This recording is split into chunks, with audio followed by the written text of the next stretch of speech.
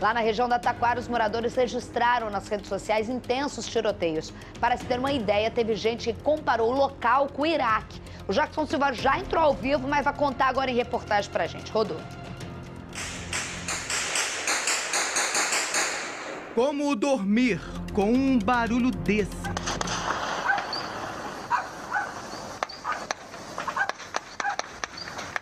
O som de uma guerra que parece não ter fim. O bagulho tá parecendo o Iraque aqui, né? A troca de tiros aconteceu mais uma vez no Morro do Jordão, na Taquara, em Jacarepaguá, zona oeste do Rio.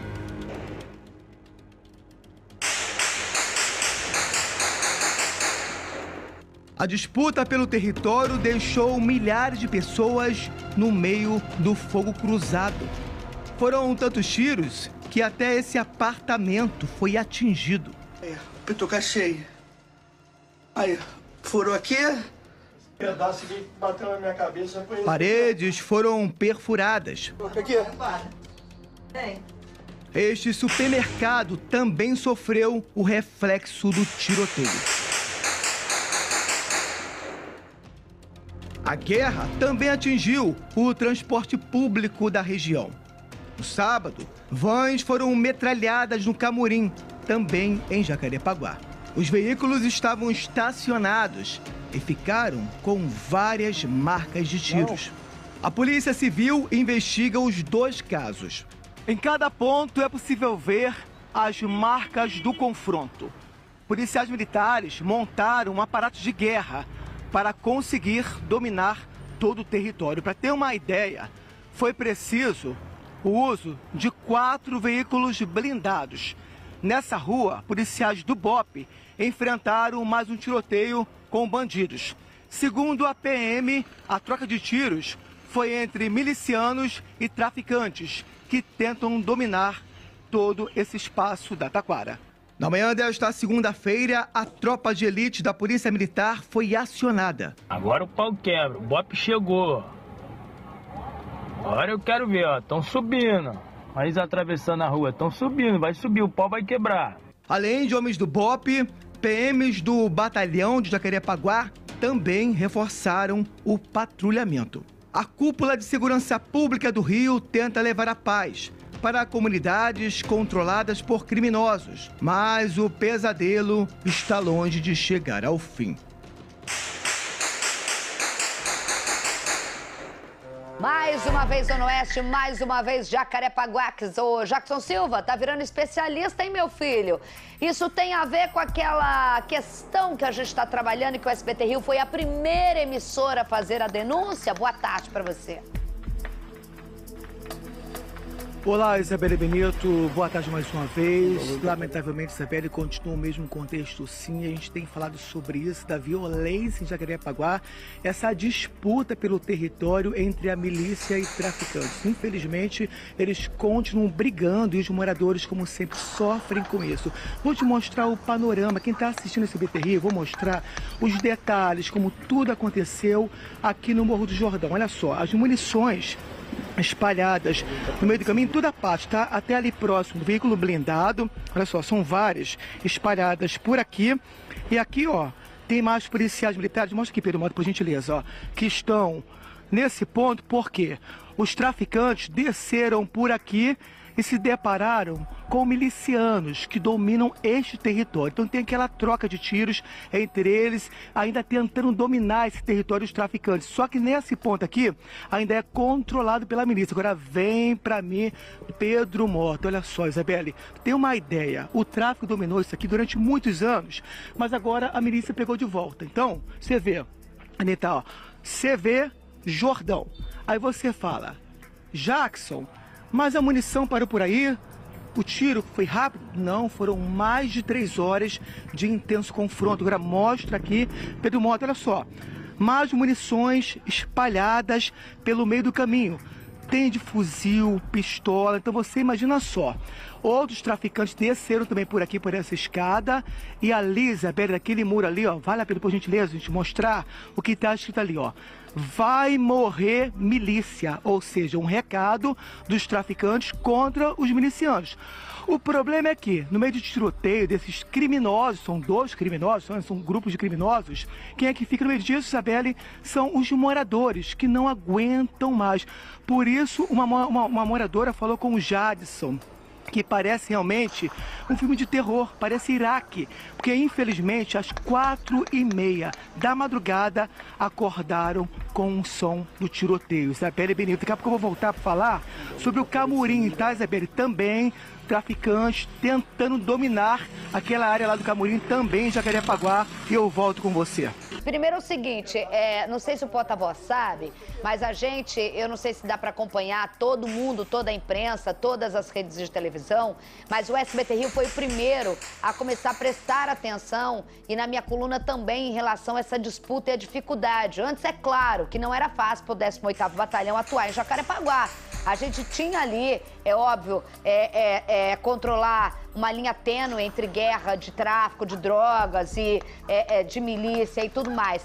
O grande problema, me corrija, comandante, se eu estiver errado, o primeiro sinal de alerta que deu pra gente foi quando no Morro do Tirol, por exemplo, que é um morro onde não se há atuação ou qualquer registro de ataques diretos a policiais, como a gente vê em outras comunidades, aquele policial foi morto no dia do aniversário do filho dele de 2 anos. Aquilo ali acendeu um alerta e aí a população começou a falar pra gente, olha, tem uma grande facção tomando área, tá uma guerra. E simplesmente, depois disso, nós tivemos 2 comerciantes, 2 mototaxistas, um mototaxista sendo morto, tudo em razão dessa guerra. Hoje, qual é a estratégia da PM, além, é claro, do 18º Batalhão, para se tentar de alguma forma e como atuar numa região onde o povo diz que faz comparativo até com o Iraque mesmo, porque é uma guerra onde pro povo não importa, né, comandante? É da onde a bala vem. O que importa é que tem o tiroteio, né?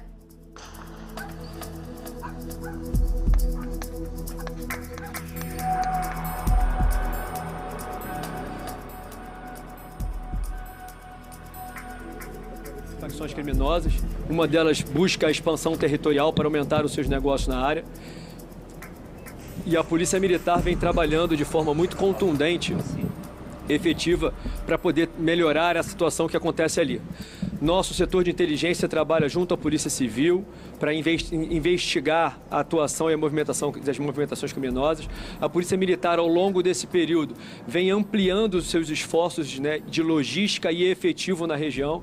O 18º Batalhão, que é o batalhão de área, o batalhão de Jacarepaguá, recebeu um aporte de efetivo e estrutura significativa. Construímos e inauguramos diversas bases ao longo da região da Praça Seca, inclusive na comunidade da Tirol foi inaugurada uma base.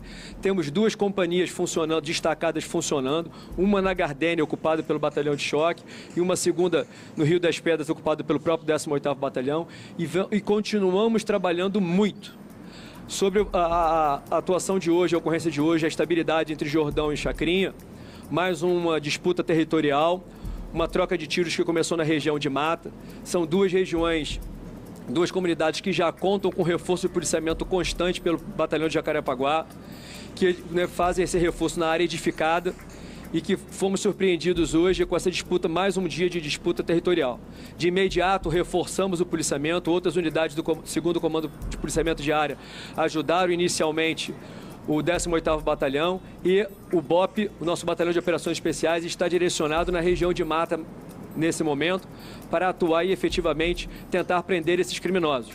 É importante colocar que os dados de inteligência nos apontam, a gente fica buscando o melhor momento de atuar efetivamente na região para não trazer efeitos colaterais para a população que sofre na região. Ainda tem isso, né, Barça? Não é assim o tiroteio por si só, chegar a estabilizar, enfrentar o inimigo ou os 2 inimigos. No caso do tiro do policial, ele tem que ser pensado com responsabilidade, tem que ser analisado qual é a melhor forma para entrar nessa localidade. Agora, o comandante fala, e as pessoas não entendem muitas vezes, o papel da PM é uma coisa, o papel da civil é outra. O papel da civil também deve ter mudado, eu não sei, e eu imagino que você, é óbvio, estando em Maricá, também não dá conta de saber de tudo, mas é importante a gente falar que até o perfil mesmo e o olhar da civil mudou, e eu percebo pela atuação da Draco na região.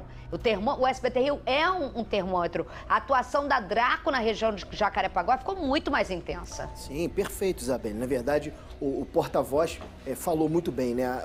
A pior coisa que pode acontecer na localidade é a briga de duas facções, né? São organizações criminosas que disputam aquele território e no meio dessa disputa tem a população, né? E que população? O Jacarepaguá, a gente antes falava Praça Seca, a gente tá falando de Jacarepaguá como um todo.